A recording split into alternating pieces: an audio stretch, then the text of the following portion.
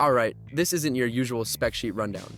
I spent real time with these multi-effects processors, jamming, tweaking, recording, even throwing them into live loops just to see what breaks. From the Valeton GP-5's NAM magic to the SONICAKE's shockingly usable tones, each one brings something different to the table.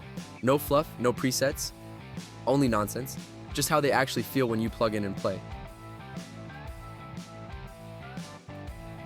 Valeton GP-5 is deceptively small. First time I plugged it in, I didn't expect much, but the NAM profile loading changed everything. I dropped in a few amp models I'd used in SONICAKE, and it handled them like a champ.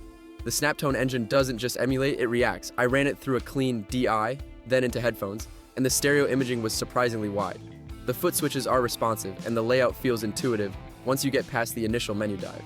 I used it for a late night jam with no amp, just headphones, and it still felt like I was pushing air. The TRS stereo out is a blessing if you're gigging with backing tracks. It's not just portable, it's sneaky and powerful. I even used it as a USB interface for a quick demo, and the latency was barely noticeable. SONICAKE. Pocket Master is the kind of pedal you underestimate until you actually gig with it. I tossed it into my backpack for a rehearsal, plugged it straight into the PA, and it held up shockingly well. The amp models aren't boutique level, but they're musical. I dialed in a crunchy rhythm tone and a clean slapback patch for acoustic, and both sounded usable without much tweaking. The OTGUSB interface worked instantly with my phone. I recorded a riff straight into BandLab while waiting for coffee. Battery life's solid, and the rechargeability saved me during a power cut. It's not deep, but it's fast, and sometimes that's all you need. I even used it as a headphone amp for late night noodling, and the stereo cab sims gave it a bit of space that made it feel less like a toy. NUX MG300MK. 2 feels like it was built for players who want control without getting lost in menus. I spent a weekend testing it with different guitars, single coils, humbuckers, even a piezo, and the amp models adapted well. The IRS are punchy and the editor software makes deep tweaking painless.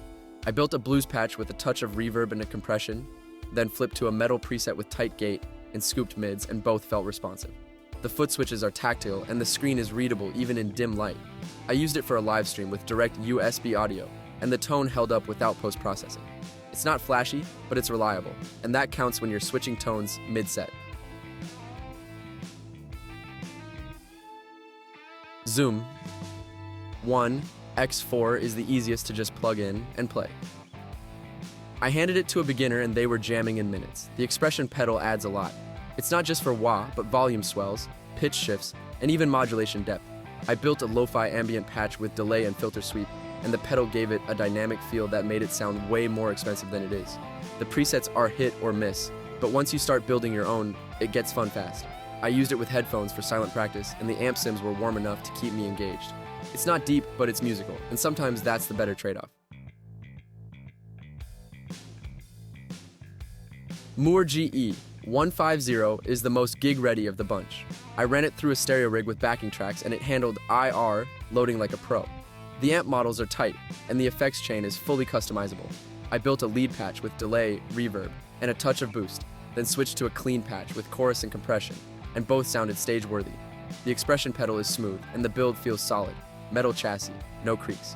I used it for reamping in my DAW, and the USB audio was clean with no weird artifacts.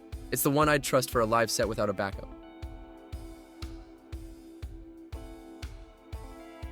Each of these pedals has its own vibe. Some are quick and dirty, some are deep and flexible, but they all deliver something useful depending on how you play. I didn't just scroll through presets, I built patches, recorded riffs, and pushed them in real-world setups. If you want something that feels lived in and ready to go, these are worth your time. Also, don't forget to check the description for best deals.